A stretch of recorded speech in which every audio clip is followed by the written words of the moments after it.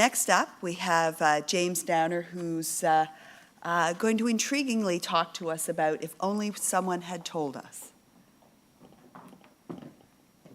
Thank you, Jocelyn. And notably, I'm actually not talking about physician wellness. So that's one departure from the previous. I also want to thank AMS for having funded the research that I'm going to present here today. It's been a tremendous amount of support and help to me over the years, and I've really enjoyed being a part of this process. So with that said, take it away. If only we'd known. At first, I really didn't understand what Apecha was all about until somebody told me it was about timing and transitions. You see, timing and transitions are things that I understand very well. Life is all about timing and transitions. And end of life is also about timing and transitions. Because when most people die in Canada, the timing really couldn't be worse. Very often, they aren't prepared. Their family members aren't prepared. They die in hospital, usually getting care that is not focused on comfort. Sometimes they die in an ICU getting life support or CPR, even though everyone knows it's just not going to work. So people are then left to mourn that loss and wish that they had maybe just a little more time together. And someone like me will come in and try to make sense of the whole situation, and usually the family members, though, are a bit too distraught to listen, and they just think about the time and transitions. You know, if only we'd known, we would have done it differently. And that's really the problem, right? Because in Apecha, the slides transition on their own. You know exactly when it's going to end. It's all quite predictable. But end-of-life care is really quite different.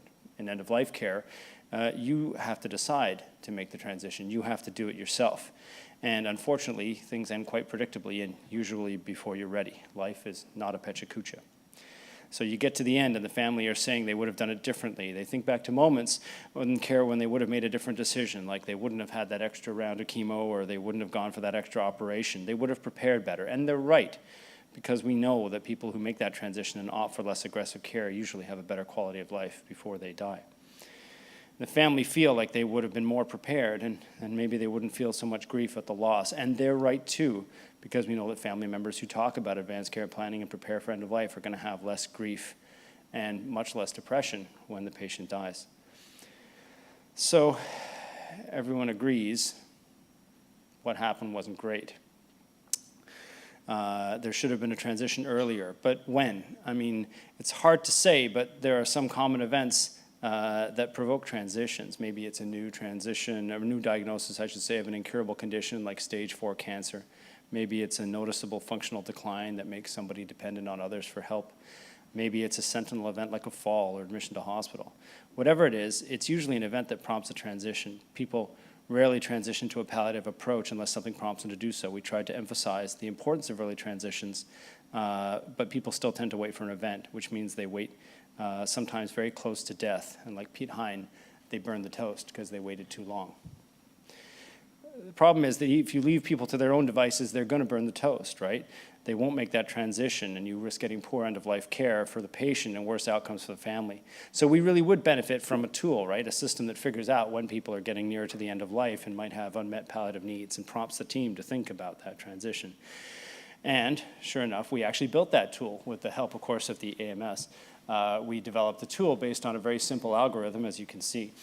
We tested it, and it turns out it works pretty well. It's a validated algorithm to identify patients at high risk of death in the coming year based on admin data collected at the time of admission, one of the most accurate algorithms ever made. But the advantage really isn't just the accuracy. It's the fact that it's automated, right? It makes it very, very reliable. It produces a notification, just a nudge, just to tell the care team they should look again and consider making that transition or talking about making that transition. You know, like Apecha, if you talk too long on one subject, you get really into it, like I'm getting into my topic, right? And you kind of get distracted and you keep talking and, oh, you forget to change the slide, don't you? But like Apecha also, we don't overwhelm you with too much in the way of slides and too much in the way of data, right? It actually flags only about 1 in 10 patients, and it flags people at the right time. 9 out of 10 are going to survive until they're discharged, and 9 out of 10 have an unmet palliative need when they get flagged. And when we integrated into a computer sign-out tool at one hospital, more patients ended up having documented palliative care referrals and conversations. There are a lot of challenges in improving end-of-life care.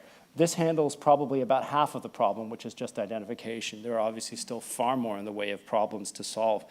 Patients and family members being resistant. We don't have enough palliative care consultants, physicians that themselves don't really feel like making that transition.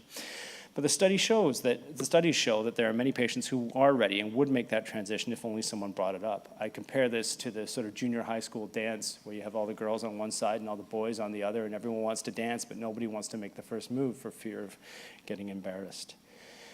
But if you add in a small nudge, just a little nudge, a prompt that happens upstream and reminds people to make that transition, right? Maybe the patient who comes into hospital unable to eat and drink after their chemo and they get a bit of fluids and anti-nauseants, but then that oncologist gets that reminder just to talk a bit about the big picture, right?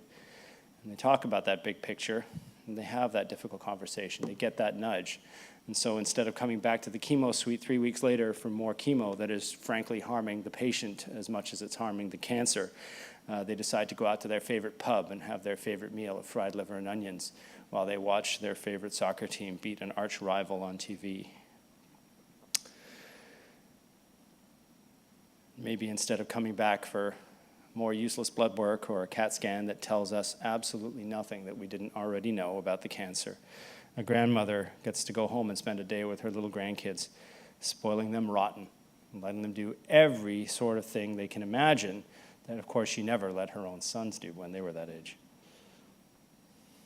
And instead of trying to find a friend to drive her in for chemo or come back to the hospital for some stupid antibody that nobody can even pronounce, she gets her friends to take her up to the lake, take her to the cottage for just one more trip.